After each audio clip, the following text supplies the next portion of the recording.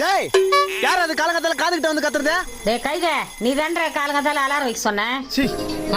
ஆமா நான் தான் வைக்க சொன்னேன். அதுக்கு என்ன இப்போ அடிக்கிற குளிர்ல காலங்கத்தால எந்திச்சு அந்த பாழப்பன ஓட முன்னத்துக்குமா வருது? அதுக்குனே 10 நேரம் இருப்பியா? மணி 8 எருமை. கொஞ்சம் பொறுமா, மணி 8 ஆகட்டும். குளிர் போலியே.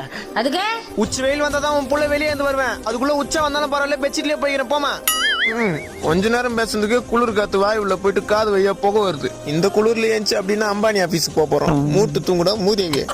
தருதல புடிச்சவன் எப்படி தூங்குறான் பா? டேய் 1 2 3 பெட்ஷீட் 4 5 டேய்.